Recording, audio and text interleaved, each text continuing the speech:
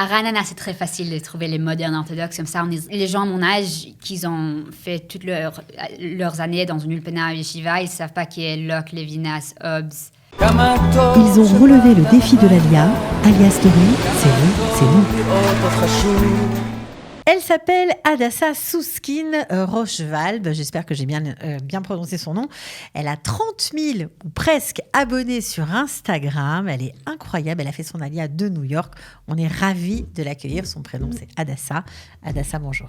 Je tiens à te remercier de m'avoir invitée ici. Mais vraiment, tout le plaisir est pour moi parce que c'est vrai que tu es américaine, on peut le dire, à la base. Oui, je suis américaine.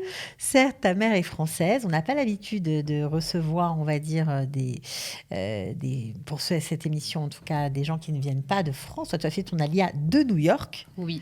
Voilà. Alors, pourquoi tu as décidé, il y a 3 ans, finalement, de venir t'installer en Israël ? Déjà, j'ai toujours voulu faire mon alia. J'étais toujours sioniste. Je me suis dit, dès que j'ai fini le lycée, je vais faire mon alia.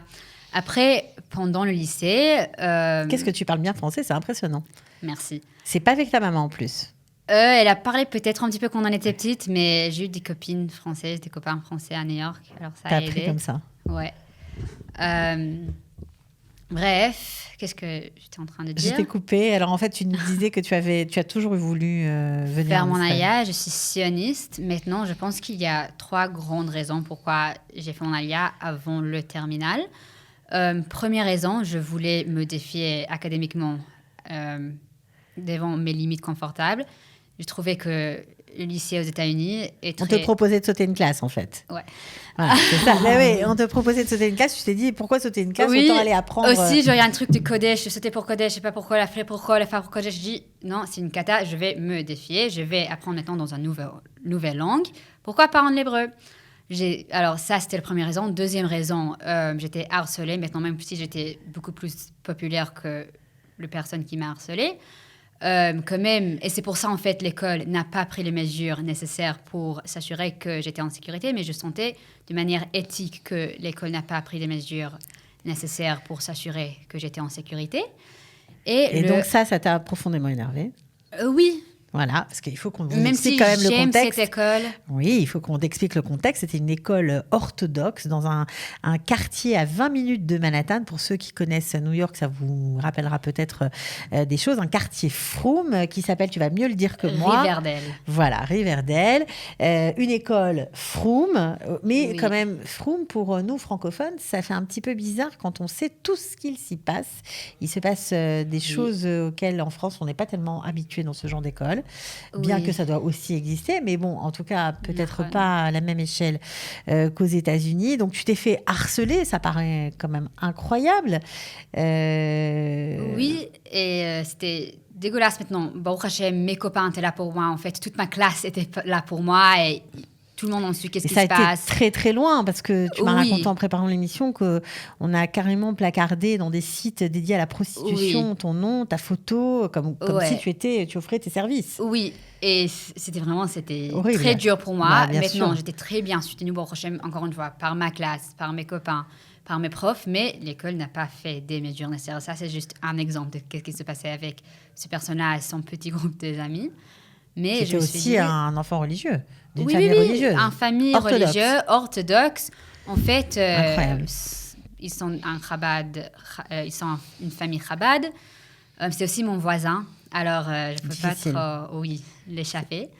Et après, la troisième raison était, en fin du compte, je me sentais... quand j'ai entré en lycée, la plupart de mes copines étaient en première et terminale. Alors, ça veut dire que dès que j'étais en seconde, la plupart de mes copains étaient déjà en Israël, en séminaire ou en université. Et je me sentais un petit peu seule. Oui, j'ai mes copains dans ma classe, mais ce n'était pas la même chose. Mais je sentais que quand j'étais avec les copains de ma classe, j'étais un petit peu plus... la psy, genre même ils m'ont C'était un peu plus mûr, on va dire. On le voit bien que les autres. Et donc, tu as eu envie de partir et tu t'es dit, tant pis, même si je n'ai pas encore mon bac, je m'en fiche, je m'en vais avant la terminale. Je vais faire terminale en Israël. Ma prof, en fait, qui est venue d'Ofra, et elle nous a enseigné à terminale, elle a dit, Hadassa, va à Ofra, c'est génial. Qu'est-ce que tu fais là, en fait ? Qu'est-ce que tu fais ici ? vas-y, allez. Voilà. Alors, Ofra, c'est la fameuse Ulpena d'Ofra, bien connue des francophones. Il y a beaucoup de francophones aussi là-bas, qui est une Ulpena très ouverte, où tu as trouvé un judaïsme épanoui et qui t'a convenu, apparemment. Oui, en fait, Baruch Hashem, j'étais exposée à beaucoup de façons différentes à penser. Même à l'école, c'était une école religieuse, mais il y a eu des élèves très, très orthodoxes et des élèves qui même pas mangeaient le kasher à la maison. C'est un mélange. Oui, pas par exprès, l'école elle-même est orthodoxe, mais il y a eu des élèves partout. Tout le monde là-bas, même les plus froms, sont très instruits, ont des diplômes d'université très avancés, comme les doctorats, et aussi presque tout le monde ont fait leurs études rabbiniques. Ça veut dire même les rabbins, ça veut dire ils sont très, très, très bien instruits, aussi dans Chol et aussi dans Kodesh. Mais ça veut dire en fait qu'il y a beaucoup de discussions philosophiques autour de nous. Il y a beaucoup de politique, tu m'as dit, dans cette école de Riverdale. Ça, c'était l'autre problème. J'en ai eu marre de politique. Tout était une conversation politique. À mon avis, il y a eu beaucoup de profs qui ont politisé la Torah. On dit, en fait, la Torah est à gauche radicale parce que... Ou les profs qui ont dit, oui, je suis à gauche radicale et j'en suis fière. Très à gauche, c'est ça ce que tu disais. Oui, mais il dit radical. Je pense que tout ce qui est radical est une menace pédagogique en soi. Déjà, je pense que ce n'est pas apte pour une école de prendre une position politique. Alors ça m'énervait. Il y a eu un prof qui nous a donné une rédaction d'écrire sur faire tchouva pour le fait qu'on soit blanche. Et moi, j'ai refusé de faire cette rédaction. Et bref. Révolutionnaire, révolté, notre chère Hadassah. Alors, tu as quitté tout ce beau monde où, alors vraiment, c'est vrai que tu as vécu quand même une adolescence exposée à beaucoup de choses auxquelles les adolescents, en général, dans des écoles religieuses que nous connaissons ici, sont moins exposés. Par exemple, des coming out, des avortements, des relations sexuelles entre les élèves avant l'âge, enfin beaucoup de choses.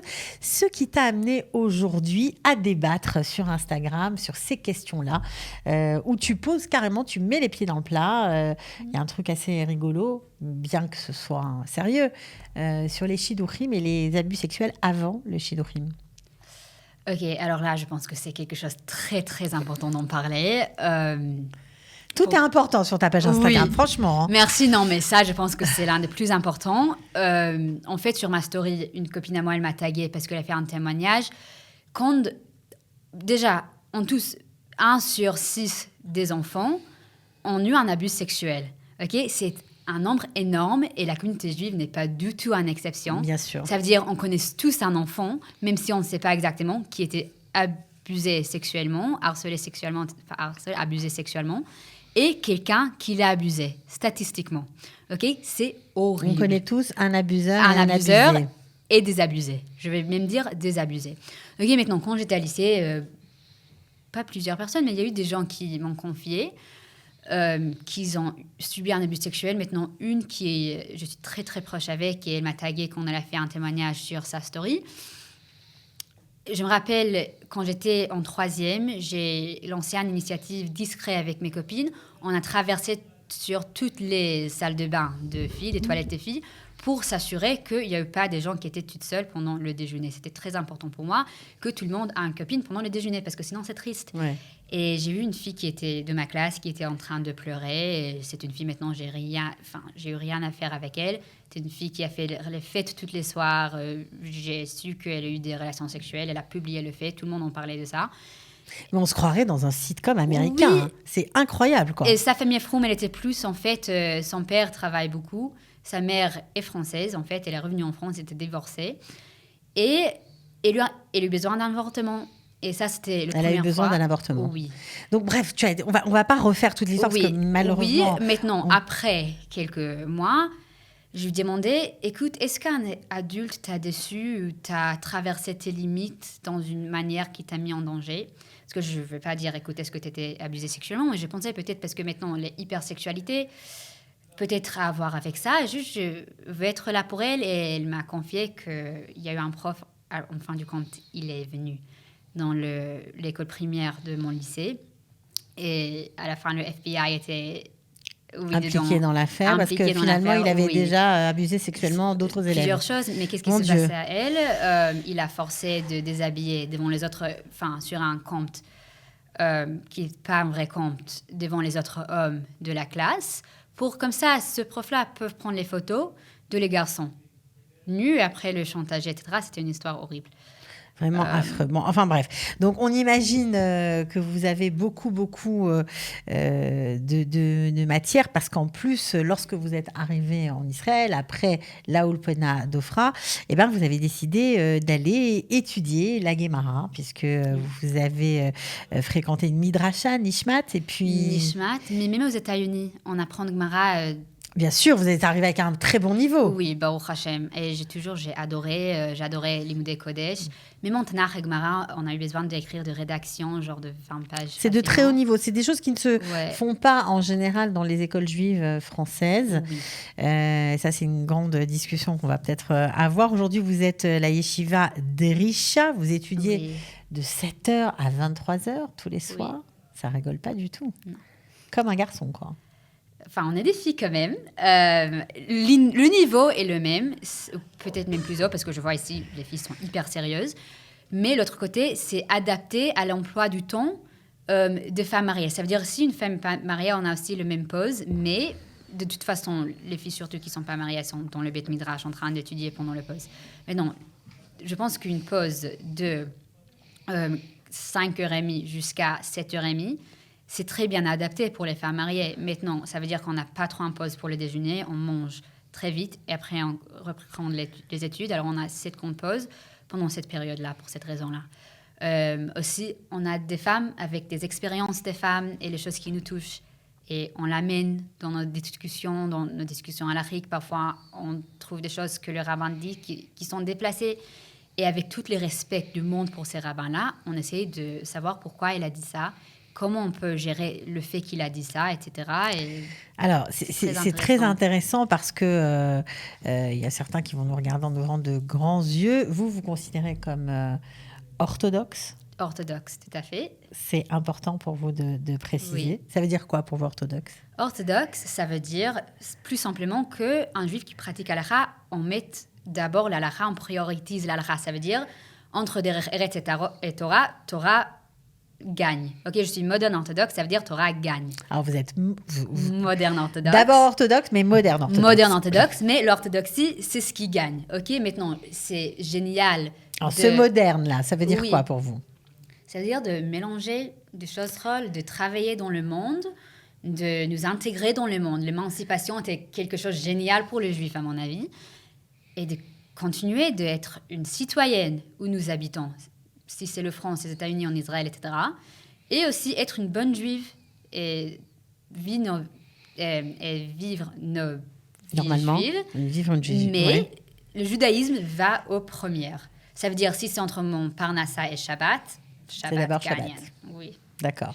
Alors, pour certains qui ne comprennent pas encore très bien ce monde, moderne orthodoxe, ça fait peur. On a l'impression qu'on va trahir quelque chose et que la référence, c'est le mouvement Haredi.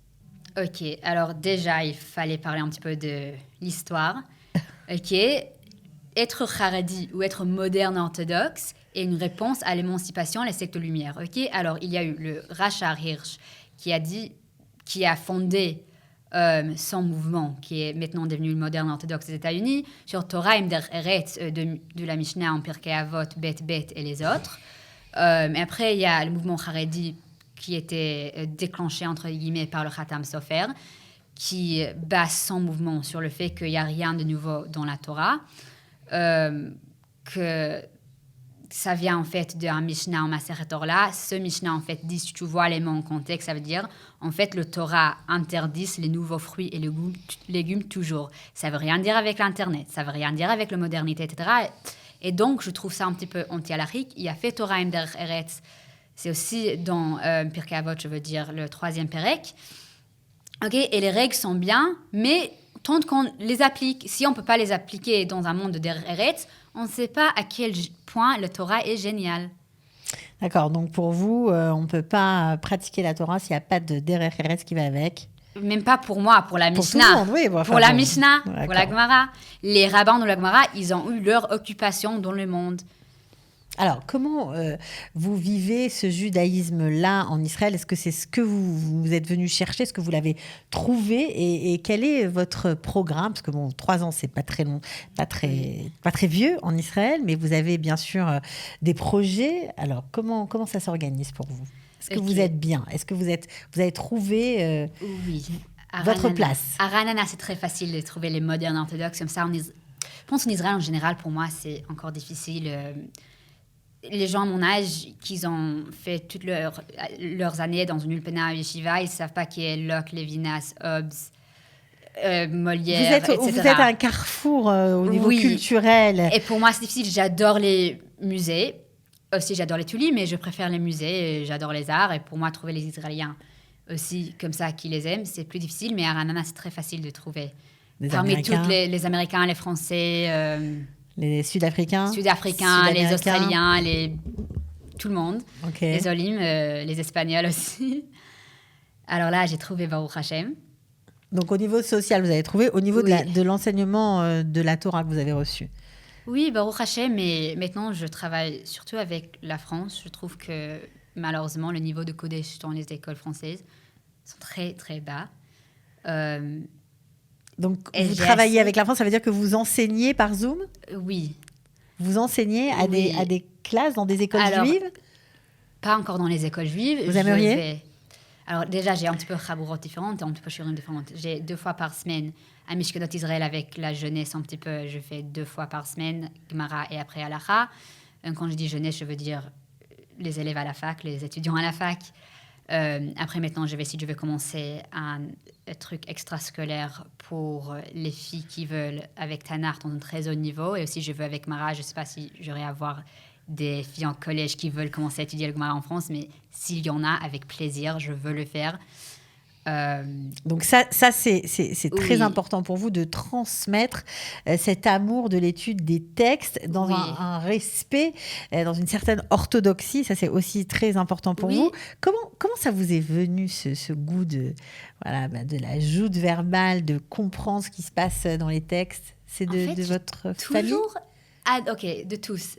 Déjà de mon père. En fait, chaque fois quand j'ai une question, il m'a toujours dit, voilà les Sfarim, tu sais où le chercher, cherche-le. Après, revenir avec les réponses. Si j'ai pas compris quelque chose, il aurait m'asseoir avec moi ou m'aider, etc. Après, il aurait me défier, etc. Même après, quand je reviens avec une réponse, il aurait dit, OK, maintenant, quels sont les avantages à l'Afrique ou culturels, sociaux et les désavantages, etc. Donc, il fallait réfléchir depuis jeune. Oui. Après, quand j'étais à l'école aussi, on a eu de rédaction en Gemara et Tanakh facilement. Et en hébreu, en fait, on a eu besoin d'écrire tous en hébreu. On a appris ivrite, béivrite. C'est une chance d'avoir maîtrisé l'hébreu quand on arrive. Oui. Baruch Hashem, ça m'a vraiment aidé. Alors, ça veut dire, quand j'étais en 3e, j'ai écrit une rédaction de 20 pages sur les Mialdota Ivriot, Shifra et Poua dans le Tanakh. En fin de compte, je suis venue à la conclusion que... Sur les sages-femmes Shifra et Poua. Qu'elles n'étaient pas juives. Il y a des midrashim qui disent oui, elles étaient juives et ils veulent prouver pourquoi. Vous pouvez tous, si vous voulez, lire le rédac, c'est posté. Mais il y a aussi des mefarshim qui disent qu'ils n'étaient pas juifs. Maintenant, après toute le hakira dont j'ai fait, j'ai dit en fait, ça n'a pas du tout de sens qu'elles étaient juives. Maintenant, je comprends pourquoi les rabbins et nos sages voulaient les mettre comme juives. Surtout avec l'époque dont ils ont habité, avec tout l'antisémitisme extrême et le khurban, etc. Mais elles n'étaient pas juives. Maintenant, qu'est-ce qu'on apprend du fait qu'elles n'étaient pas juives? Qu'on peut avoir des non-juifs géniaux qui nous aident, qui nous aiment, qui sont prêts à même sacrifier leur vie pour nous. Et c'est un message, je pense, pour Pessah, qui est aussi très, très important de nous rappeler. Alors, les messages, ça, c'est votre truc. On a parlé des abus sexuels, mais il y a toutes sortes de messages sur votre page Facebook et sur votre page Instagram. L'éthique juive, vous parlez de plein de sujets, aussi des questions d'actualité parfois. Alors, qu'est-ce que vous avez envie de faire ? Parce que là, vous venez d'arriver. Vous avez envie de faire quoi dans l'avenir ? Je veux être rabbinite, mais aussi soit médecin ou psychologue. Alors, rabbinite, ça veut dire quoi ? Ça va vous engager à quoi ? Qu'est-ce que c'est d'être rabbin, en fait ?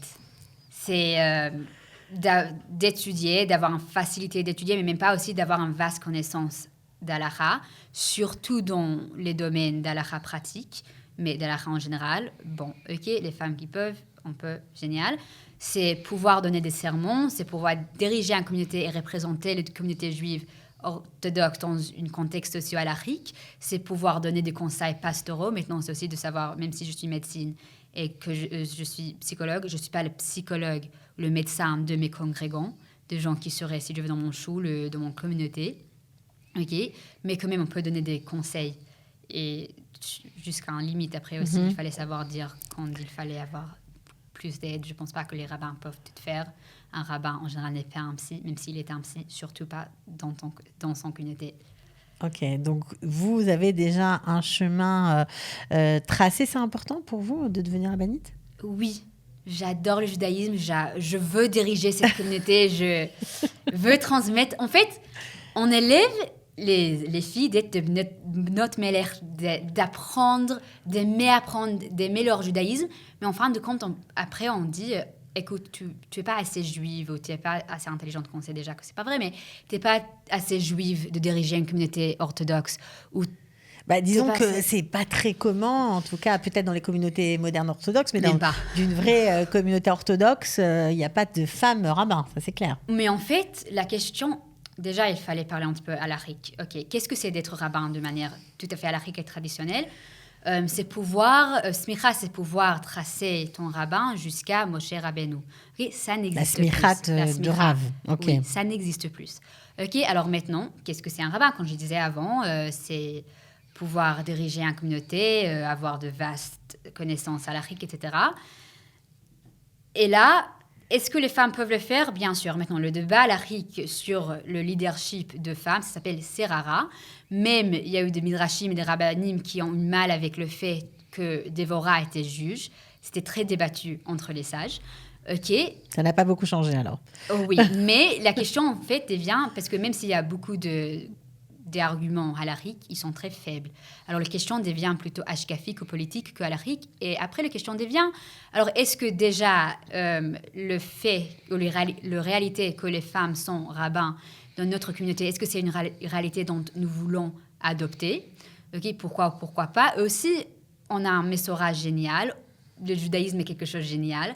On a réussi à construire un pont entre notre passé et l'avenir. Par exemple, même avant Ilan Ramon, il y a eu des rabbins qui ont discuté les halachot de l'espace, si on est en espace, qu'on en fait Shabbat, Shachrit, alors que personne n'avait encore été dans l'espace. Oui, exactement. Alors, est-ce que le fait que les femmes soient rabbins va détruire ces ponts, ce qu'on a... Les ponts. Le pont, merci, qu'on a construit. Et comme il y a des femmes qui aiment la Torah et veulent juste transmettre la Torah, alors, surtout non.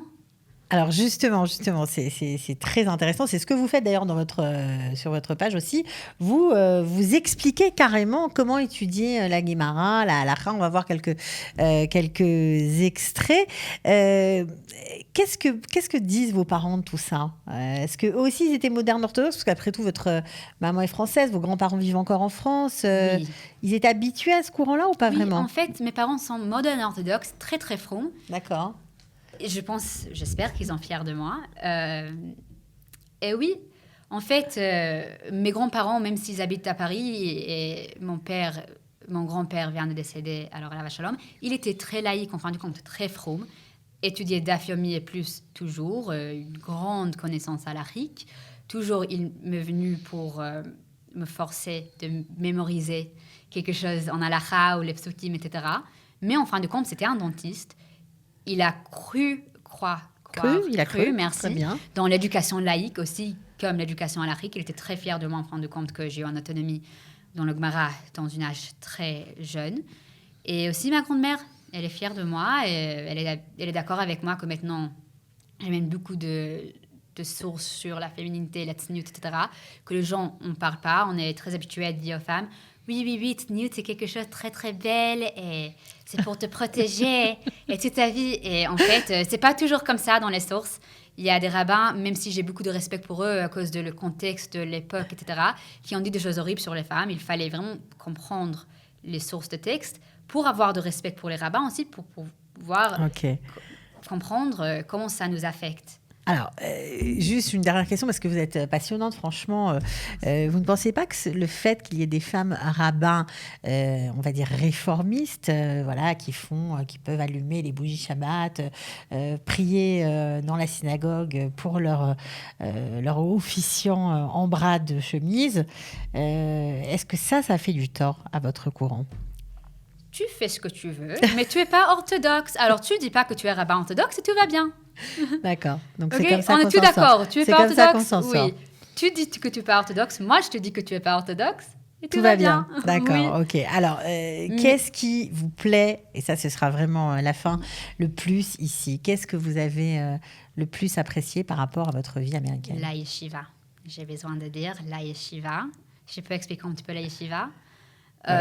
C'est un endroit, comme je disais avant, où les femmes apprennent parce qu'elles aiment apprendre. On est tous ensemble dans cet apprentissage. Il y a la rabbinite Hana, qui est la Rosh Yeshiva, qui est hyper dévouée. Donc, je rappelle que c'est parce que vous allez donner envie à des femmes de s'inscrire. Non, même pas.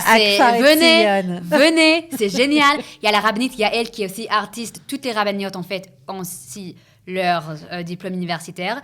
Ok, mettons, rabbinite Yael, elle vient avec des chidushim comme ça, genre, ces shiurim sont fous.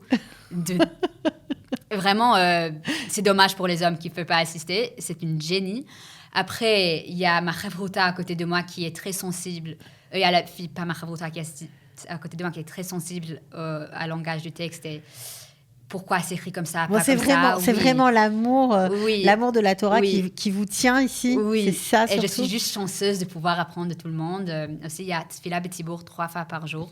Ça veut dire, on prie voix haute en tant que femme 3 fois. Maintenant, comme toutes les filles Adrisha sont des âges différents, des horizons différents, ça me rappelle un petit peu de ce que le rabbin Shkop dit dans son livre Shaarei Yosher, dans l'introduction, qu'il dit plus que nous grandissons notre conception de l'année ou de le mois, plus que notre comportement devienne éthique, etc. Et je me sens vraiment ça quand je prie en tant que Tzibor Adrisha.